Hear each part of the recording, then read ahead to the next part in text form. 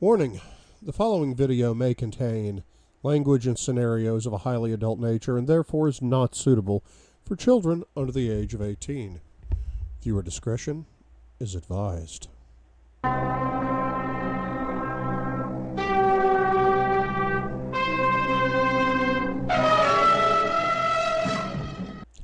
Hey, what is up, guys? This is Couch Potato Mike coming to you from the book club for a different book for once. Yes, that's right. I finished Freed, guys, and I hope you guys were there for the whole journey. And if you weren't there, it's got its own playlist, Freed by E.l.James. It's right there. You can binge watch or binge listen to the whole thing if you want to, which is awesome. And I'm glad that you guys did enjoy that. And because we had so much fun with that, I'm going to keep going in the same book series. I am now doing Gray by E.l.James. And before we get into that, I just want to remind you guys to ring the little bell icon so you know when these videos are coming out. And here on my microphone. And make sure you give me a thumbs up because it helps out with that YouTube algorithm. And don't forget to subscribe. Only a small portion of my viewers are actually subscribed. So come on. It costs you nothing, and you get your money back if you don't like it. Whatever. All right, so without further ado, let's go ahead and jump into Gray. Chapter 1 by E.l.James, which just happens to take place on, Monday, May the 9th of 2011. I have 3 cars. They go fast across the floor. So fast. One is red, one is green, one is yellow. I like the green one. It's the best. Mommy likes them too. I like when Mommy plays with the cars and me. The red is her best. Today she sits on the couch staring at the wall. The green car flies up into the rug. The red car follows. Then the yellow. Crash! But Mommy doesn't see it. I do it again. Crash! But Mommy doesn't see it. I aim the green car at her feet, but the green car goes under the couch. I can't reach it. My hand is too big for the gap. Mommy doesn't see. I want my green car, but Mommy stays on the couch, staring at the wall. Mommy, my car. She doesn't hear me. Mommy. I pull her hand and she lies back and closes her eyes. Not now, maggot. Not now, she says.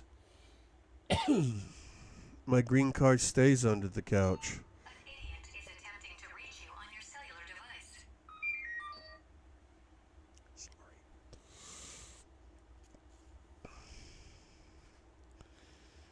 My green car stays under the couch. It's always under the couch. I can see it, but I can't reach it. My green car is fuzzy, covered in gray fur and dirt. I want it back, but I can't reach it. I can never reach it. My green car is lost. Lost, and I can never play with it again. I open my eyes, and my dream fades in the early morning light. What the hell was that about? I grasp at the fragments as they recede, but fail to catch any of them. Dismissing it like I do most mornings, I climb out of bed and find some newly laundered sweats in my walk-in closet. Outside, a leaden sky promises rain, and I'm not in the mood to be rained on during my run today. I head upstairs to my gym, switch on the TV for the morning business news, and step onto the treadmill. My thoughts straight to the day. I've nothing but meetings, though I'm seeing my personal trainer later for a workout at my office. Bastille is always a welcome challenge. Maybe I should call Elena. Yeah, maybe. We could do dinner later this week. I stop the treadmill, breathless, and head down to the shower to start another monotonous day. Tomorrow, I mutter, dismissing Claude Bastille as he stands at the threshold of my office. Golf this week, Gray. Bastille grins with easy arrogance, knowing that his victory on the golf course is assured. I scowl at him as he turns and leaves. His parting words rub salt into my wounds because despite my heroic attempts during our workout today, my personal trainer has kicked my ass. Bastille is the only one who can beat me, and now he wants another pound of flesh on the golf course. I detest golf, but so much business is done on the fairways. I have to endure his lessons there too, and though I hate to admit it, playing against Bastille does improve my game. As I stare out of the window at the Seattle skyline, the familiar ennui seeps unwelcome into my consciousness. My mood is as flat and gray as the weather. My days are blending together with no distinction, and I need some kind of diversion. I've worked all weekend, and now I'm in the continued confines of my office. I'm restless. I shouldn't feel this way, not after several bouts with Bastille, but I do. I frown. The sobering truth is the only thing to capture my interest recently has been my decision to send 2 freighters of cargo to Sudan. This reminds me, Roz is supposed to come back to me with numbers and logistics. What the hell is keeping her? I check my schedule and reach for the phone. Damn. I have to endure an interview with a persistent Miss Kavanaugh for the WSU student newspaper. Why the hell did I agree to this? I loathe interviews. Inane questions from ill-informed, envious people intent on probing my private life. And she's a student. The phone buzzes. Yes, I snap at Andrea, as if she's to blame. At least I can keep this interview short. Miss Anastasia Steele is here to see you, Mr. Gray. Steele? I was expecting Catherine Kavanaugh. It's Miss Anastasia Steele who's here, sir. I hate the unexpected. Show her in. Well, Miss Kavanaugh is unavailable. I know her father, Eamon, the owner of Kavanaugh Media. We've done business together, and he seems like a shrewd operator and a rational human being. This interview is a favor to him, one that I mean to cash in on later when it suits me. I have to admit I was vaguely curious about his daughter, interested to see if the apple has fallen far from the tree. A commotion at the door brings me to my feet as a whirl of long chestnut hair, pale limbs, and brown boots dives headfirst into my office. Repressing my natural annoyance at such clumsiness, I hurry over to the girl who has landed on her hands and knees on the floor.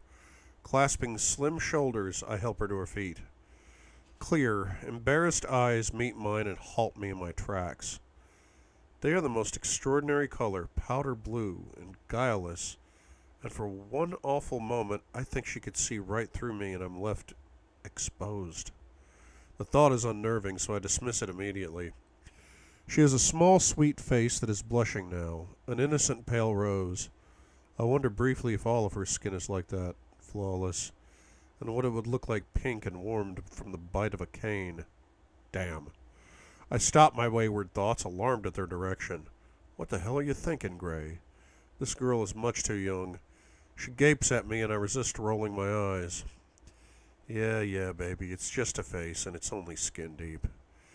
I need to dispel that admiring look from those eyes, but have to have some fun in the process. Miss Kavanaugh, I'm Christian Gray. Are you all right? Would you like to sit? There's that blush again. In command once more, I study her. She's quite attractive, slight, pale, with a mane of dark hair barely contained by a hair tie. A brunette. Yeah, she's attractive.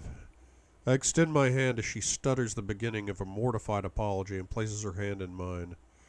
Her skin is cool and soft, but her handshake surprisingly firm. Miss Kavanaugh is indisposed, so she sent me. I hope you don't mind, Mr. Gray. Her voice is quiet, with a hesitant musicality, and she blinks erratically, long lashes fluttering. Unable to keep the amusement from my voice as I recall her less than elegant entrance into my office, I ask who she is. Anastasia Steele. I'm studying English literature with Catherine, Miss Kavanaugh. At WSU, Vancouver. A bashful, bookish type, eh? She looks it, poorly dressed, her slight frame hidden beneath a shapeless sweater, an A-line brown skirt, and utilitarian boots. Does she have any sense of style at all? She looks nervously around my desk, everywhere but at me, I note with amused irony. How can this young woman be a journalist? She doesn't have an assertive bone in her body. She's flustered, meek, submissive. Amused at my inappropriate thoughts, I shake my head and wonder if first impressions are reliable. Muttering some platitude, I ask her to sit, then notice her discerning gaze appraising my office paintings. Before I could stop myself, I find him explaining them. A local artist, Troughton. They're lovely, raising the ordinary to extraordinary, she says dreamily, lost in the exquisite fine artistry of Troughton's work. Her profile is delicate, an upturned nose, soft, full lips, and in her words she's captured my sentiments exactly. Raising the ordinary to extraordinary. It's a keen observation. Miss Steele is bright. I agree and watch, fascinated, as that flush creeps slowly over her skin once more. As I sit down opposite her, I try to bridle my thoughts. She fishes some crumpled sheets of paper and a digital recorder out of her large bag. She's all thumbs, dropping the damn thing twice on my Baja's coffee table. It's obvious she's never done this before, but for some reason I can't fathom, I find it amusing. Under normal circumstances, her maladroitness would irritate the hell out of me. But now I hide my smile beneath my index finger and resist the urge to set it up for her myself. As she fumbles and grows more and more flustered, it occurs to me that I could refine her motor skills with the aid of a riding crop. Adeptly used, it can bring even the most skittish to heel. The errant thought makes me shift in my chair. She peeks up at me and bites down on her full bottom lip. Fuck. How did I not notice how inviting that mouth is? Sorry, I'm not used to this. I can tell, baby. But right now I don't give a damn because I can't take my eyes off your mouth. Take all the time you need, Miss Steele. I need another moment to marshal my wayward thoughts. Gray, stop this now. Do you mind if I record your answers? She asks, her face candid and expectant. I want to laugh. After you've taken so much trouble to set up the recorder, you ask me now? She blinks, her eyes large and lost for a moment, and I'm overcome by an unfamiliar twinge of guilt. Stop being such a shit, Gray. No, I don't mind. I don't want to be responsible for that look. Did Miss Kavanaugh, explain what the interview was for?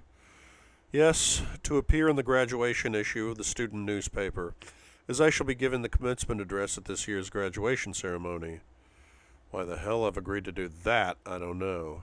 Salmon PR tells me that WSU's Environmental Sciences Department needs the publicity in order to attract additional funding to match the grant I've given them.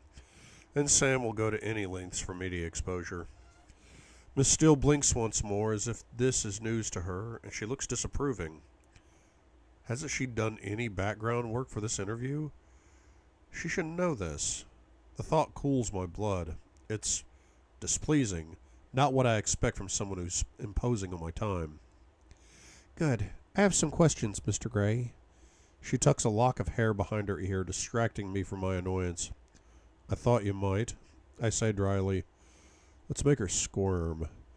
Obligingly she does, and then pulls herself upright and squares her small shoulders. She means business. Leaning forward, she presses the start button on the recorder and frowns as she glances at her crumpled notes. You're very young to have amassed such an empire. To what do you owe your success? Surely she can do better than this. What a dull question. Not one iota of originality. It's disappointing. I trot out my usual response about having exceptional people working for me, people I trust insofar as I trust anyone, and pay well, blah, blah, blah. But Miss Steele, the simple fact is, I'm brilliant at what I do. For me, it's like falling off a log, buying ailing, mismanaged companies and fixing them, keeping some, or if they're really broken, stripping their assets and selling them off to the highest bidder. It's simply a question of knowing the difference between the two, and invariably it comes down to the people in charge. To succeed in business, you need good people, and I can judge a person better than most. Maybe you're just lucky, she says quietly. Lucky? A frisson of annoyance runs through me. Lucky? How dare she? She looks unassuming and quiet, but this question? No one has ever suggested that I was lucky. Hard work, bringing people with me, keeping a close watch on them, and second-guessing them if I need to, and if they aren't up to the task, ditching them.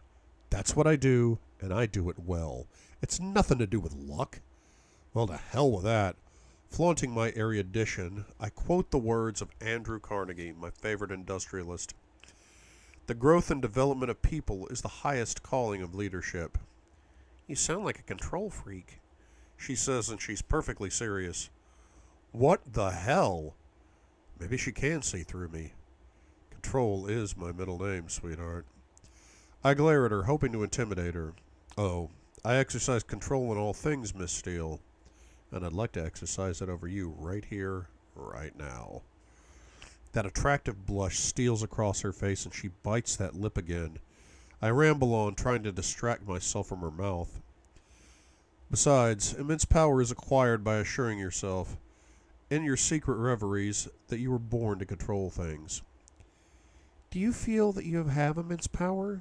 She asks in a soft, soothing voice, but she arches a delicate brow with a look that conveys her censure. Is she deliberately trying to goad me? Is it her question, her attitude, or the fact that I find her attractive that's pissing me off? My annoyance grows. I employ over 40,000 people. That gives me a certain sense of responsibility, power, if you will. If I were to decide I was no longer interested in the telecommunications business itself, 20,000 people would struggle to make their mortgage payments after a month or so.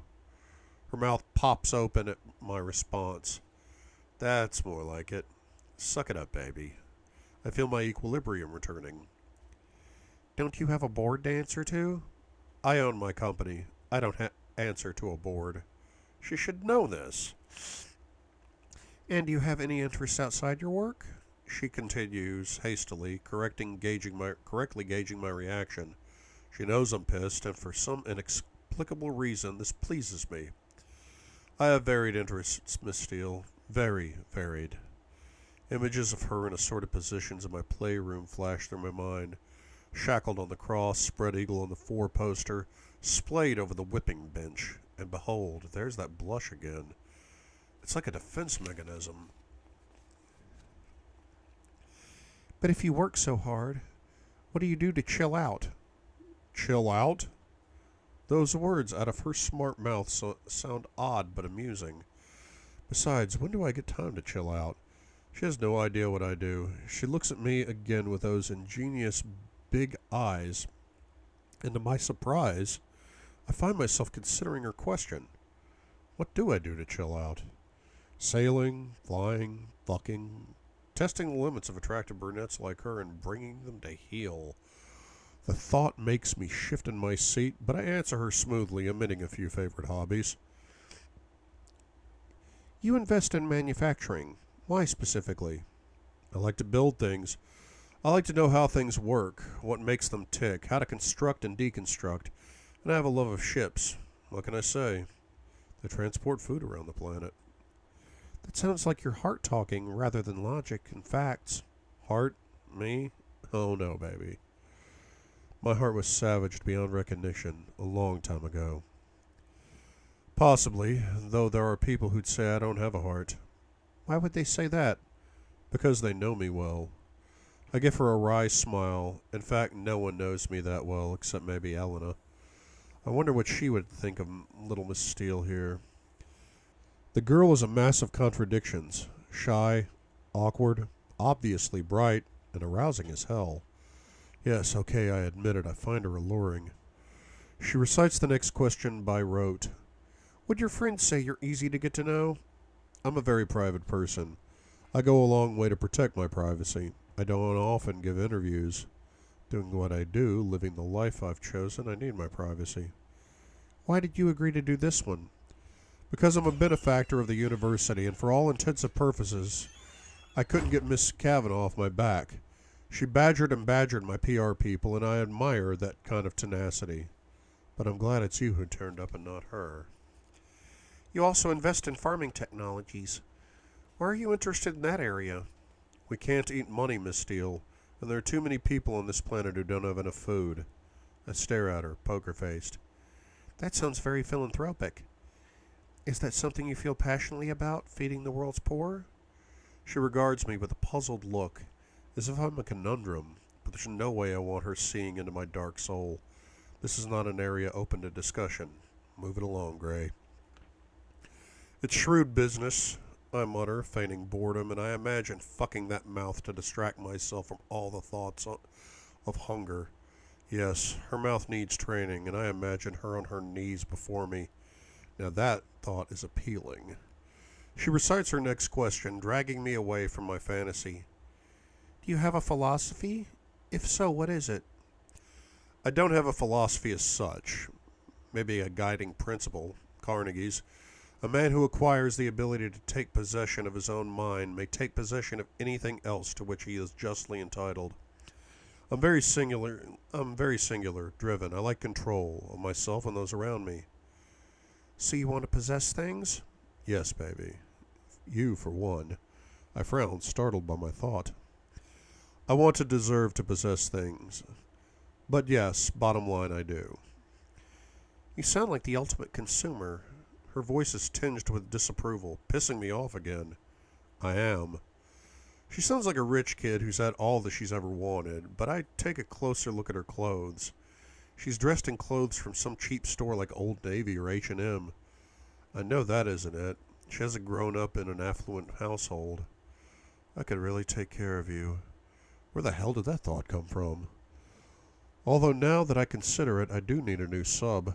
It's been, 2 months since Susanna? And here I am, salivating over this woman. I try an agreeable smile.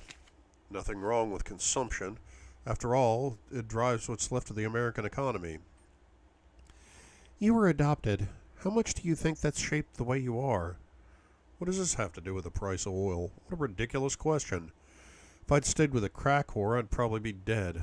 I blow her off with a non-answer, trying to keep my voice level, but she pushes me, demanding to know how old I was when I was adopted. Shut her down, Gray.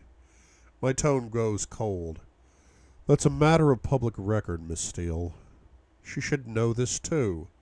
Now she looks contrite as she tucks an escaped strand of hair behind her ear. Good.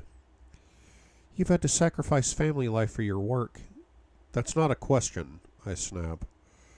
She startles, clearly embarrassed, but she has the grace to apologize, and she rephrases the question. Have you had to sacrifice family life for your work? What do I want with a family? I have a family. I have a brother, a sister, and 2 loving parents. I'm not interested in extending my family beyond that. Are you gay, Mr. Gray? What the hell? I cannot believe she said that out loud. Ironically, the question even my own family will not ask. How dare she? I have a sudden urge to drag her out of her seat, bend her over my knee, and spank her, then fuck her over my desk with her hands tied behind her back. That would answer her ridiculous question. I take a deep, calming breath. To vindicate my delight, she appears to be mortified by her own question. No, Anastasia, I'm not. I raise my eyebrows, but keep my expression impassive. Anastasia. It's a lovely name. I like the way my tongue rolls around it. I apologize. It's written here. She's at it again with her hair behind the ear. Obviously, it's a nervous habit. Are these not her questions? I ask her and she pales. Damn, she really is attractive in an understated sort of way. No. Kate, Miss Kavanaugh, she compiled the questions. Are you colleagues on the student paper? No, she's my roommate. No wonder she's all over the place. I scratch my chin, debating whether or not to give her a really hard time. Did you volunteer to do this interview? I ask, and am rewarded with her submissive look. She's nervous about my reaction. I like the effect I have on her. I was drafted. She's not well. Her voice is soft. That explains a great deal. There's a knock at the door and Andrea appears. Mr. Gray, forgive me for interrupting, but your next meeting is in 2 minutes. We're not finished here, Andrea. Please cancel my next meeting. Andrea gapes at me, looking confused. I stare at her. Out. Now. I'm busy with little Miss Steele here. Very well, Mr. Gray, she says, recovering quickly, and turning on her heel, she leaves us. I turn my attention back to the intriguing, frustrating creature on my couch. Where were we, Miss Steele? Please, don't let me keep you from anything. Oh, no, baby, it's my turn now. I want to know if there are any secrets to uncover behind that lovely face. I want to know about you. I think that's only fair. As I lean back and press my fingers to my lips, her eyes flick to my mouth and she swallows. Oh yes, the usual effect. And it is gratifying to know she isn't completely oblivious to my charms. There's not much to know, she says, her blush returning. I'm intimidating her. What are your plans after you graduate? I haven't made any plans, Mr. Gray. I just need to get through my final exams. We run an excellent internship program here. What possessed me ever to say that? It's against the rules, Gray. Never fuck the staff. But you're not fucking this girl. She looks surprised and her teeth sink into that lip again. Why is that so arousing? Oh, I'll bear that in mind, she replies, though I'm not sure I'd fit in here. Why do you say that? I ask. What's wrong with my company? It's obvious, isn't it? Not to me. I'm confounded by her response. She's flustered again as she reaches for the recorder. Shit, she's going. Mentally, I run through my schedule for the afternoon. There's nothing that won't keep. Would you like me to show you around? I'm sure you're far too busy, Mr. Gray, and I do have a long drive. You're driving back to Vancouver? I glance out of the window. It's one hell of a drive and it's raining. She shouldn't be driving in this weather, but I can't forbid her. The thought irritates me. Well, you'd better drive carefully. My voice is sterner than I intend. She fumbles with the recorder. She wants out of my office, and to my surprise, I don't want her to go. Did you get everything you need? I ask in a transparent effort to prolong her stay. Yes, sir, she says quietly. Her response floors me. The way those words sound coming out of that smart mouth. And briefly I imagine that mouth at my beck and call. Thank you for the interview, Mr. Gray. The pleasure's been all mine, I respond, truthfully, because I haven't been this fascinated by anyone for a while. The thought is unsettling. She stands and I extend my hand, eager to touch her. Until we meet again, Miss Steele. My voice is low as she places her hand in mine. Yes, I want to flog and fuck this girl in my playroom. Have her bound and wanting, needing me, trusting me. I swallow. It ain't gonna happen, Gray. Mr. Gray, she nods and withdraws her hand quickly. Too quickly. I can't let her go like this. It's obvious she's desperate to leave. It's irritating, but inspiration hits me as I open my office door. Just ensuring you make it through the door, I quip. Her lips form a hard line. That's very considerate, Mr. Gray, she snaps. Miss Steele bites back. I grin behind her as she exits and follow her out. Both Andrea and Olivia look up in shock. Yeah, I'm just seeing the girl out. Did you have a coat, I ask? A jacket. I give Olivia a pointed look and she immediately leaps up to retrieve a navy jacket, passing it to me with her usual simpering expression. Christ, Olivia's annoying, mooning over me all the damn time. This jacket is worn and cheap. Miss Anastasia Steele should be better dressed. I hold it up for her, and as I pull it over her slim shoulders, I touch the skin at the base of her neck. She stills at the contact and pales. Yes! She is affected by me. The knowledge is immensely pleasing. Strolling over to the elevator, I press the call button while she stands, fidgeting beside me. Oh, I could stop your fidgeting, baby. The doors open and she scurries in, then turns to face me. She's more than attractive. I would go so far as to say she's beautiful. Anastasia, I say in goodbye. Christian, she answers, her voice soft. The elevator doors close, leaving my name hanging in the air between us, sounding odd and unfamiliar, but sexy as hell. I need to know more about this girl. Andrea, I bark as I return to my office. Give me Welch on the line now. As I sit at my desk and wait for the call, I look at the paintings on the wall of my office, and Miss Steele's words drift back to me. Raising the ordinary to extraordinary. She could so easily have been describing herself. My phone buzzes. I have Mr. Welch on the line for you. Put him through. Yes, sir. Welch, I need a background check.